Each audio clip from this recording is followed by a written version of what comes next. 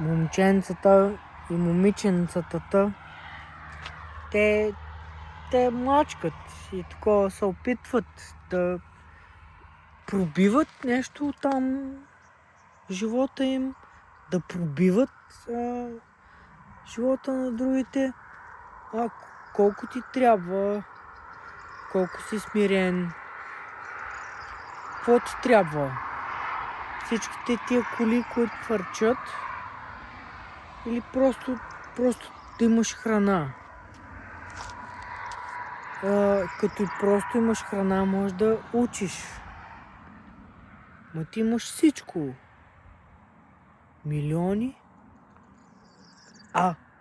Учиш ли?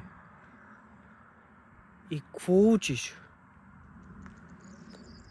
Човешките работи, като адвокат, като съдия, като полицай, като пожарникар. Това ли е твоето знание и учене? Или искаш да разбереш твоите взаимоотношения с жена ти? Що си така с децата ти? Що си така? Ти що се родил? Що? Защо ти се родил? Не е заради първото там да имаш някакви работи, а е заради второто. Храма на твоята къща. Какво означава това? Ти се родил заради твоята карма. Ти не си тук дошъл да щрака с пръсти на дискотека. Ти си дошъл тук, един родопчанин му казва, ти си дошъл тук да теглиш. Да теглиш. Ти не си се родил тук да се забавляваш. Какво си мислиш?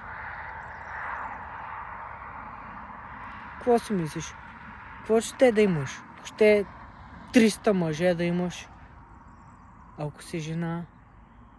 Ако ще 300 милиона долара да имаш, каквото ще да си. И какво? Няма да го теглиш ли?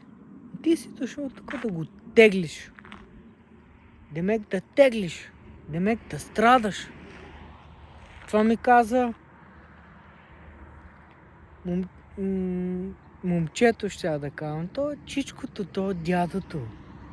Нашия дядо. 70 годишен човек казва, това са негови думи. Ти не си дошъл тук на забавление. Ти си дошъл тук да теглиш.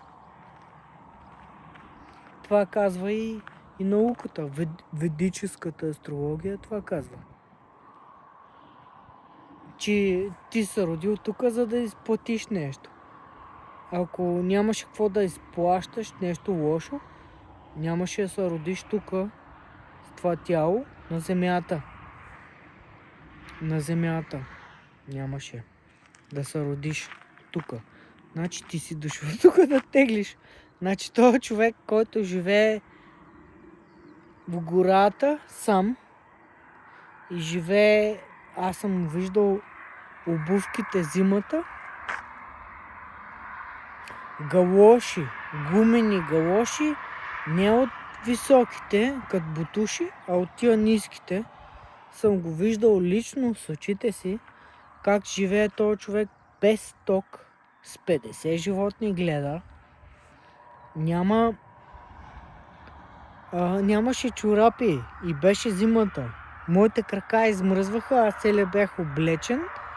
Отидох от тях да говоря с него, защото той ме познава и той ми казва, професоре, ние с него се обичаме и разбираме, но той е тотално друг човек от това, което вие виждате.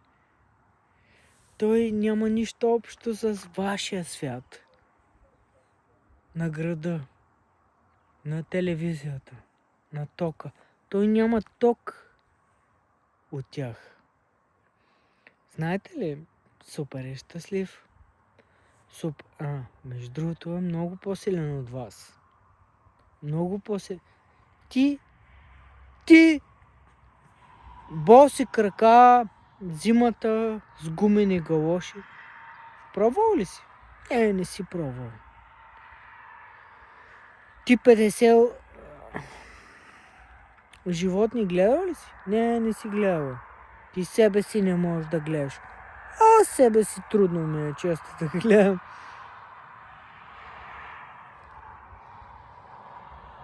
И къде си ти, гражданино?